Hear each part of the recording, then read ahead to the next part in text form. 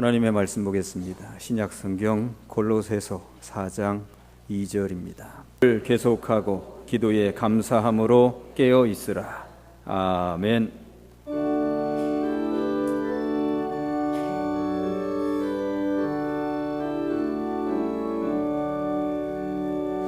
내게 있는 할렐루야. 앞뒤로 옆으로 인사하십니다.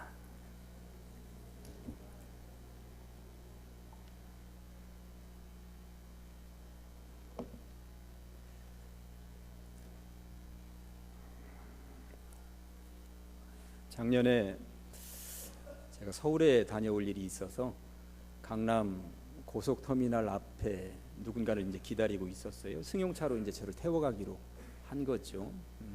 그런데 30대 후반 되어 보이는 젊은이가 저에게 이렇게 다가오더니 쭈삣쭈삣 하더니 저 혹시 담배 하나만, 이러는 거예요. 이 세상에 이런 일이, 갑자기 기분이 이상해지고 그러다가 저 담배 안 피우는데요, 약간 쌀쌀맞게 그렇게 대꾸를 했습니다. 그랬더니 옆쪽에 있는 가서 또 아저씨에게, 없다고 그러는 게 또 옆쪽에 5번째인가 6번째 정도 되는 아저씨에게 이제 가서 담배를 구하니까 그 아저씨가 그냥 아래 위로 훑어보더니 담배를 하나 이제 개피 내서 주는데, 담배를 얻으러 다니던 30대 후반의 이 젊은이가 그 앞에다 대고 얼마나 인사를 하는지 90도 각도로 감사합니다, 감사합니다. 저는 한 수천만 원이라도 받은 사람 같더라고요. 그런데 또 담배를 피우려니까 이 라이터도 없는지 라이터도 좀, 이랬더니 담배불을 붙여줬는데 이제는 완전 코가 땅에 닿도록 인사를 하는 거예요. 감사합니다, 감사합니다. 저게 뭐라고 저렇게 감사할까, 그런 생각을 해본 거죠. 가끔 가다 보면 이 담배의 꼴초인 분들은 담배가 떨어지면 아무것도 못한다고 그러더라고요. 길바닥이나 쓰레기통을 뒤져서라도 남의 침이 묻은 그 꽁초라도 어떻게든 주워서 담배를 피워야만 합니다. 그렇게 죽다가 보면 반 정도 이상을 피우고 버린 것은 장초라고 그래가지고 이것을 주워서 피우면 무슨 로또 맞은 줄 아는 표정들로 얼마나 고마워하는지 모릅니다. 장초 주웠다고, 땡 잡았다고, 무슨 로또 받은 것처럼 그렇게 지냅니다. 그런 상황을 이 머릿속에 떠올려 보면서 저는 이런 생각을 해본 거예요. 담배 한 개비에도 저렇게 고마워하고 배꼽 인사를 연신하는데, 쓰레기통을 뒤적거려서 남이 피우다만 담배 꽁초 하나를 주워도 저리들 좋아하는데, 우리네 삶이라고 하는 것은 이 땅에 감사할 일이 널려 있는데도 때로 감사하지 못하고 살아가고 있는 것은 아니겠는가. 얼마나 감사하며 살고 있으신지요. 맥주 감사 주일입니다. 요즘에는 보리 농사를 짓지는 않습니다. 그런데도 우리는 왜 맥주 감사 주일을 지켜야 하는 것일까요? 1년을 살면서 반환점을 돌고 있는 시점에 맥주 감사 주일이 있다고 하는 것을 여러분들 기억하셔야 합니다. 감사가 많이 흐지부지되고 감사를 잃어버리고 땅속에 묻어두고 그렇게 살아갈 즈음에 감사절을 지킬 수 있도록 한 것은 하나님의 의도입니다. 지난 반년을 감사하고 새롭게 시작하는 반년을 감사로 출발하라고 이런 절기가 이 즈음에 있음을 기억하면서 사시는 성도님들 되시기를 간절히 축원합니다. 여러분들의 지난 반년은 어떠셨습니까? 부디 비옵기는 감사이셨기를, 그리고 앞으로 반년도 감사로 출발하셨으면 좋겠습니다. 오늘 본문을 가지고 세 꼭지로 나누어서 은혜를 받도록 하겠습니다. 첫째는 하나님의 은혜를 알면 매일 매순간마다 감사일 수 있다는 것입니다. 하나님의 은혜를 알면 매일 매순간마다 감사인 줄로 믿습니다. 세상을 살면서 불평하기로 작정하면 수백 수천 가지가 다 불만거리입니다. 그런데 세상을 살면서 감사하기로 작정을 하면 수백 수천 가지가 다 감사인 줄로 믿습니다. 어느 편을 선택하시겠습니까? 어느 여자 집사님이 수요기도회를 마치고 집으로 돌아가는 길에 파리바게트 빵집 앞을 이렇게 지나가게 되었는데, 어떤 어린아이 하나가 후줄근하게 생겼어요. 빵가게 안을 쳐다보면서 입에 침을 질질 흘리고 있는 거예요. 먹고 싶기는 한데 돈이 없구나, 이런 생각이 들었습니다. 얘야, 너 빵 먹고 싶니? 예. 들어가자, 아줌마가 다 사줄게. 집사님은 빵가게로 들어가서 빵을 한아름 탁자 위에다 올려놓고 먹어라 했습니다. 이 아이가 빵을 우적우적 씹어 먹습니다. 볼이 터져라 먹습니다. 그 먹는 모습을 보니까 안 되기도 하고 또 한편으로는 예뻐 보이기도 하고, 이 여자 집사님이 마음속으로 생각했습니다. 돌아가는 길에 케이크도 좀 하나 사서 줘야 되겠다, 이런 생각을 했습니다. 그런데 아이가 먹는 그 빵을 보니까 맛있어 보이는 거예요. 수요 저녁 예배 기도회 끝났으니까 자기도 이제 배가 조금 고파오는 거죠. 야, 나도 그거 조금만 먹어보자 하고 손을 뻗어서 한 귀퉁이를 뜯으려고 하는데 이 아이가 싫어요 하더니 그 빵을 그냥 챙겨서 밖으로 뛰쳐나가더라고 하는 것입니다. 저는 이 글을 읽으면서 정말 많은 생각을 해보았습니다. 이 아이의 모습이 마치 지금 우리가 누리고 있는 이 많은 은혜가 어디로부터 온 것인지를 모르는 보통의 신앙인들과 똑같구나 하는 생각을 제가 했기 때문입니다. 배가 고파서 침을 질질 흘리면서 빵가게 앞을 서성거리던 조금 전에 자기 모습이 얼마나 비참하고 보잘것이 없었는지, 그런 자신을 위해 기꺼이 이렇게 많은 빵을 사주신 분이 이후에 더 좋은 케이크를 선물할 준비를 하고 있음을 그 아이가 몰랐던 것처럼, 예수를 믿고 구원받기 전에 우리가 얼마나 큰 죄인이었는지, 그리고 그런 죄인을 위해 기꺼이 당신의 목숨까지 버리셨던 그분이 더 놀라운 천국을 선물로 준비하고 있음을 모르는 우리들의 모습과 비교되었기 때문입니다. 더 주시고자 하시는 하나님의 손길을 뿌리치고 싫어요 하고 돌아서는 철부지 같은 신앙인들이 이 땅에는 얼마나 많은 것일까요? 이야기 하나만 더 들려드리겠습니다. 박종현 목사님이라고 계시고요. 그분이 수필집을 내셨는데 이분이 어릴 때 무척이나 개구쟁이였다고 하는 거예요. 어느 여름날이었습니다. 뒷집을 이렇게 가는데 뒷집 아저씨가 평상에 누워서 낮잠을 주무시고 계시는 거예요. 이 개구쟁이가 장난기가 이제 발동을 한 거죠. 아저씨에게 살금살금 다가가서 종아리 털 하나를 탁 뽑고서나 뒤로 막 도망을 갔습니다. 아야 소리가 나고 어떤 놈이야 소리가 뒤에서 들렸는데 그냥 주랭랑을 쳤습니다. 조금 있다가 다시 와서 이렇게 쳐다봤더니 그 아저씨가 평상에서 계속 주무시고 계신 거예요. 또다시 또 살금살금 가서 두 번째 그 짓을 했습니다. 그리고 주랭랑을 치는데 뒤에서는 아까보다 더 큰 소리가 나서 어떤 놈이야 하고 소리가 났습니다. 여기에서 멈췄어야 했습니다. 이 녀석은 여기에서 멈췄어야 했습니다. 그런데 잠시 후에 다시 또 이렇게 봤더니 그 뒷집 아저씨가 주무시고 계신 거죠. 그리고 재차 습격을 했습니다. 그리고 다리에 털을 하나 더 뽑으려고 하는데 멱살 하나가 자기 탁 멱살을 잡혔고요.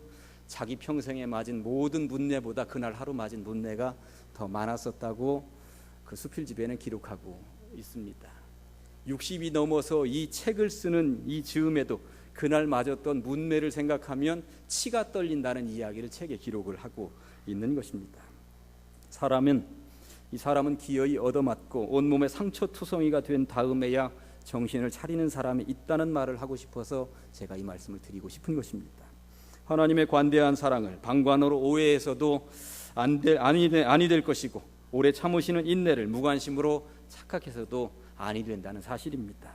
하나님이 문을 닫으시면 열 자가 없고 하나님이 찢으시면 싸맬 사람이 없습니다. 그러나 반대로 하나님께서 쏟아 부어주시면 안 되는 일이 없고 막을 자가 없는 줄로 믿습니다. 평소 이웃집 아저씨의 관대함은 얼마나 큰 것이었을까요? 함께 놀아주기도 하고 함께 아이스크림을 사주기도 하고 시내 나간다 하면 자전거 뒤에다 태워주기도 하고 평소 지나가다 만나면 머리를 쓰다듬어 주기도 하고 하던 그런 아저씨였습니다. 그런데 그 은혜를 원수로 갚으려 했으니 몽둥이로 작신작신 얻어 터져도 할 말이 없는 것입니다. 하나님의 은혜를 잊고 사는 것은 이렇게 때로 저주로 다가올 수 있음입니다. 깨닫고 사는 것이 복인 줄로 믿으시기 바랍니다. 감사는 하나님의 은혜를 아는 신앙의 표현이며 신앙의 아름다운 열매라고 하는 사실을 절대 잊으셔서는 안 되는 것입니다. 이 애완용 동물 가운데 강아지도 있고요, 고양이도 있습니다. 집안에 신방 다니다 보면 강아지 키우는 집들이 참 많더라고요. 그런데 고양이보다는 강아지들을 더 사람들이 많이 키운다고 하는 거예요. 강아지하고 고양이는 이 뇌 구조가 굉장히 이상하게 되어 있다고 그럽니다. 다르게 되어 있다는 거예요. 강아지들은 주인이 10가지를 잘 못하다가도 한 가지 잘하면 그거 한 가지를 기억하는 게 강아지라고 하는 것입니다. 그러니까 발로 툭툭 차고 이쪽 저쪽으로 내팽개치고 먹을 거 며칠 주지 않고 그러다가도 3번 잘해주면, 먹을 거 하나 주면 금방 꼬리 흔들면서 다가오는 게 강아지라고 하는 것입니다. 그런데 고양이는 강아지하고는 아주 다른 차원의 녀석이라고 하는 것입니다. 고양이는 10가지 잘 해주다가도 한 가지 삐치면 그 주인 멀리한다는 거예요. 신앙생활 하는 사람들도 보면 강아지 형이 있고 고양이 형이 있다고 하는 것입니다. 고양이 형의 신앙은 하나님께서 100가지 복을 주셨는데도 불구하고 한 가지 조그만한 고난을 내리시면 그것 때문에 불평합니다. 원망합니다. 그리고 절망합니다. 좌절합니다. 그러나 강아지 형의 신앙은 다르다고 하는 것입니다. 100가지 어려움이 있다가도 한 가지 하나님께서 회복시켜 주시면 그것 때문에 감사한 것이요 기뻐하는 것입니다. 그리고 찬송합니다. 영광 돌립니다.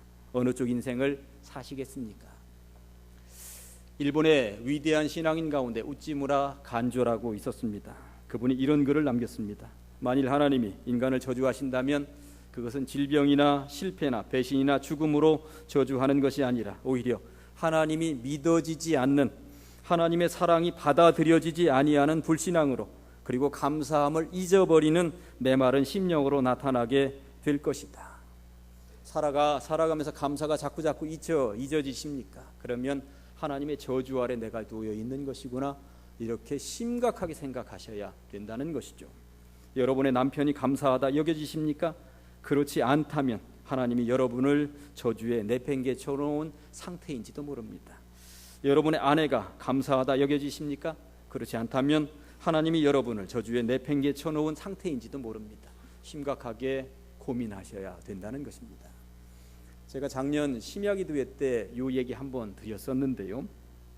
청주에 사시는 여자 집사님이 남편에게 늘 그렇게 불만이 많았다고 합니다. 남편이 공무원이셨어요. 이웃집 남자들은 승진도 잘하고 떵떵거리며 잘도 사는 것 같은데 우리 집 남편은 왜 맨날 그 모양인지 모르겠다고 늘 그렇게 불평불만을 쏟아내고 살았습니다. 그러다가 이 교회에서 청주 교도소에 봉사를 가게 된 거예요. 이 청주 교도소에 가서 교도관들하고 얘기를 나누다 보니까 죄수복을 입고 있는 사람들 가운데 공무원들이 많은데 그들이 왜 들어왔는가? 뇌물 쓰다가 들어왔다고 하는 이야기를 들은 거예요. 그랬더니 그 다음부터 남편이 좋아 보이더라라고 하는 것입니다. 뇌물 쓰지 않고 승진 안 해도 좋으니 감옥은 가지 않았으면 좋겠다. 지금 이대로가 얼마나 행복한 것이냐. 지금이 좋사오니, 지금 행복하게 사는 것이 좋사오니, 그렇게 얘기를 했다는 것입니다. 그동안 얼마나 감사하며 살 일을 그렇게 불평불만으로 원망하며 살았단 말인가. 주변을 둘러보시기 바랍니다. 다 감사인 줄로 믿습니다. 오늘 성경 말씀은 딱 한 절입니다만 전해져 오는 그 메시지의 힘이 대단한 것입니다. 기도를 계속하고 기도의 감사함으로 깨어 있으라. 우리가 기도한다고 하는 것은 우리에게 때로는 근심 걱정이 있다는 이야기입니다. 기도 제목이 많다고 하는 것은 우리들이 불평불만을 내세울 만한 일들이 많다고 하는 이야기입니다. 그런데 기도를 할 때에 불평불만하면서 기도하지 말고 감사함으로 기도하라는 이야기입니다. 나에게 우리 집안에 우리 교회에 어려움이 있지만 이 기도를 감사로 시작하고 감사로 마무리할 때 여기에서 바로 기적이 창출된다고 하는 것을 오늘 성경 말씀은 분명하게 우리들에게 말씀하고 있습니다. 하나님의 은혜를 제대로 알고 나면 기도를 할 때에 감사로 시작하지 않을래야 감사로 시작하지 않을 수가 있겠습니까? 감사로 시작하시고 감사로 마무리하시기를 주님의 이름으로 간절히 축원합니다. 두 번째, 세월이 가도 감사는 변함이 없어야 합니다. 이스라엘 백성들이 모세의 뒤를 따라서 젖과 꿀이 흐르는 가나안 땅으로 가는데 중간 단계가 광야였습니다. 광야에 대해서는 여러 차례 말씀드렸습니다만 돌무더기, 황무지, 그 어떤 것도 살아남을 수 없는 척박한 땅입니다. 식물도 자랄 수가 없고요. 잡아먹을래도 보이지 않아서 잡아먹지 못하는 쥐새끼 한 마리도 없는 곳이 광야입니다. 그 광야에 들어서니까 백성들이 하나님을 원망합니다. 먹을 거 하나도 없다. 어떻게 할 것이냐? 굶어서 죽게 할 것이냐? 그때 하나님께서 하늘문을 여셔서 내려 보내준 것이 만나였습니다. 만나.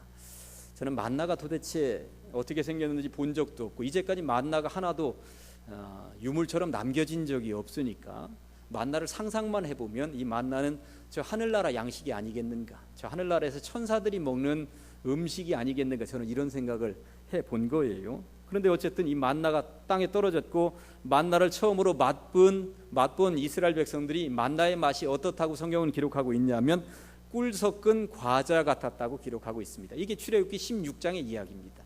꿀 섞은 과자 같다라고 하는 것은 꿀송이처럼 달다는 이야기요, 이 땅에 태어나서 이보다 더 맛있는 것은 먹어본 적이 없다고 그들이 얘기하고 있는 것이죠. 그런데 이들이 지속적으로 몇 년간 만나를 먹다 보니까 지쳤던가 봐요. 세월이 흘러서 민수기 11장에서는 만나를 이렇게 표현하고 있습니다. 기름 섞은 과자 맛 같더라. 그러니까 꿀송이처럼 달고 맛있었던 만나가 세월이 흐르니까 기름기가 들어있는 느글느글한 음식이 지금 되어져 있는 거예요. 그러다가 민수기 21장 5절 말씀에 이렇게 되어 있습니다. 백성이 하나님과 모세를 향하여 원망하되 어찌하여 우리를 애굽에서 인도해내어 이 광야에서 죽게 하는가. 이곳에는 먹을 것도 없고 물도 없도다. 우리 마음이 이 하찮은 음식을 싫어하노라 하매. 저는 이 하찮은 음식이라고 하는 말을 쳐다보다가 이건 뭐지? 이런 생각을 하게 된 것입니다. 그렇게도 꿀송이처럼 달고 맛있었던 음식 만나가 이제는 하찮은 음식이 되어 있는 것입니다. 그렇게도 고마웠던 음식 만나가 이제는 그저 들판에 널려있는 하잘것없는 음식이 되어 있는 것이죠. 하늘에서나 맛볼 수 있었던 그 만나를, 천사들이나 먹던 그 만나를 내려주었더니 조금 질렸다 해서 하찮은 음식이라고 이스라엘 백성들은 말하고 있습니다. 사람의 입맛이 이렇습니다. 자꾸 먹으니까 물론 질리기는 했을 것입니다. 그렇다고 감사도 잊어버리고 그렇게 꿀송이처럼 달다 하더니 어느 순간에 하나님이 내려주시는 그 음식을 평가하면서 하찮은 음식이라고 할 수 있단 말입니까?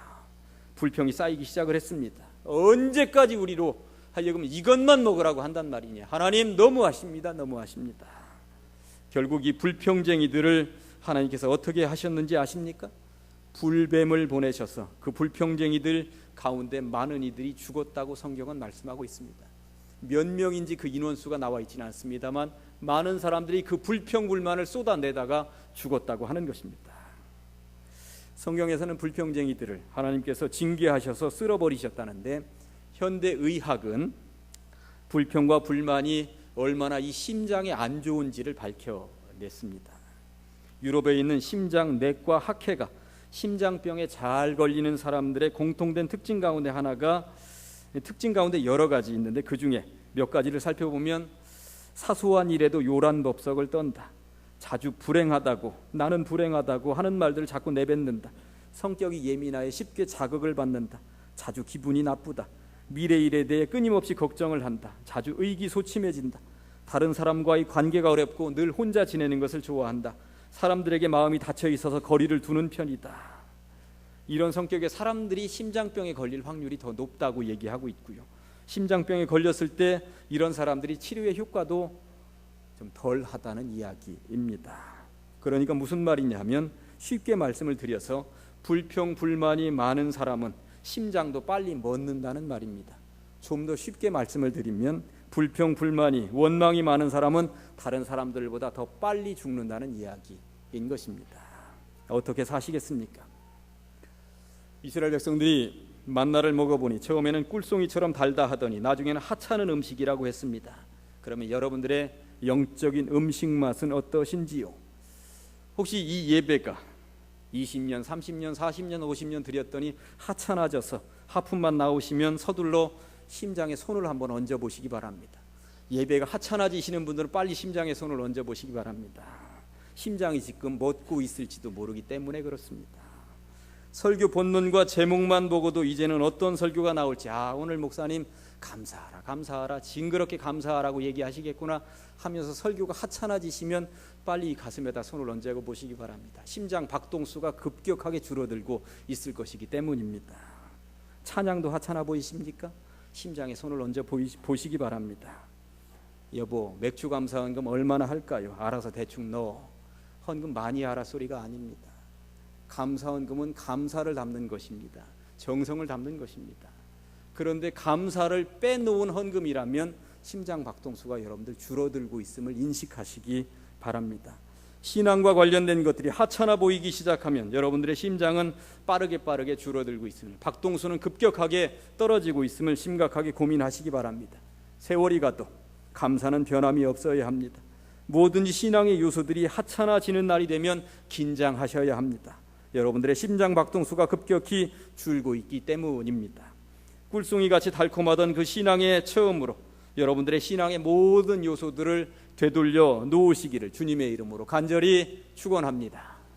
세 번째, 주님께 초점을 맞추면 감사가 오는 것입니다. 주님께 초점을 맞추면 감사가 오는 것입니다. 불평이 악령의 역사라면 감사는 성령의 역사입니다. 골로새서 3장 15절 말씀은 이렇습니다. 그리스도의 평강이 너희 마음을 주장하게 하라. 평강을 위하여 너희가 한 몸으로 부르심을 받았나니 또한 너희는 감사하는 자가 되라. 환경에 초점을 맞추면 감사는 따라오지 않습니다. 이 감사가 쉬운 게 아니에요. 말썽 부리는 자식에게만 초점을 맞추면 감사가 나오겠습니까? 몸을 괴롭히는 질병들에게만 초점을 맞추면 감사가 나오겠습니까? 사업장의 어려운 형편에만 초점을 맞추면 감사가 나오겠습니까? 그런데 그런 환경만 쳐다보면 감사 나오지 않습니다. 한숨만 나오는 것입니다. 어떻게 해야 할까요? 믿음의 초점을 주님께 두라고 성경은 분명하게 말씀하고 있습니다. 그 문제를 해결할 방법은 주님께 있기 때문입니다. 히브리서 12장 2절 말씀이 이렇습니다. 믿음의 주요 또 온전케 하시는 이인 누구를? 예수를 바라보자. 내 주변 환경에 초점을 맞추지 마시고 주변 예수님께 초점을 맞추시기 바랍니다. 그러면 항상 감사가 흘러나오게 된다는 것이죠. 베세다 들판에 성인 남자들만 5,000명이 모였습니다.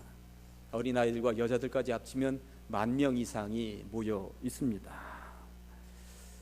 그들이 예수님의 설교를 듣는데 배고픈 줄도 모르고 해가 뉘엿뉘엿 넘어가는 줄도 모르고 그러고 있습니다. 그러다 아차, 이 해 넘어가는데 다 굶었잖아? 이 생각이 지금 들었습니다. 환경만 보면 금방이라도 다 굶겨서 죽일 것 같습니다. 그런데 거기에 보리떡 5개와 물고기 2마리가 있었다고 성경은 말씀하고 있습니다. 예수님은 어떻게 하셨습니까?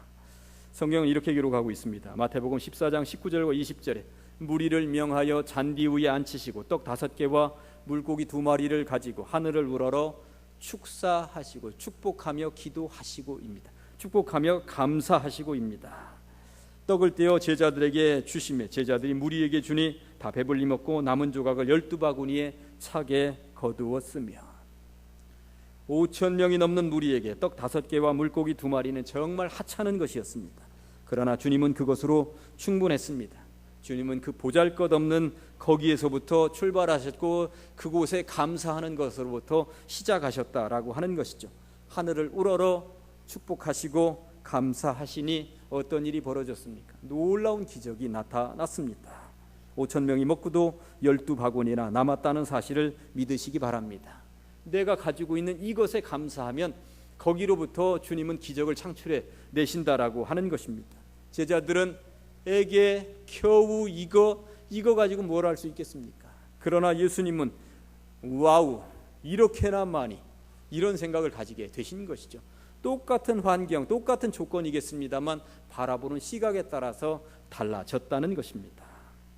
이제 설교를 마무리하면서 여러분들에게 한 가지 제안을 드립니다. 오늘이 맥주감사 주일이고요. 11월 셋째 주가 되면 추수감사 주일입니다.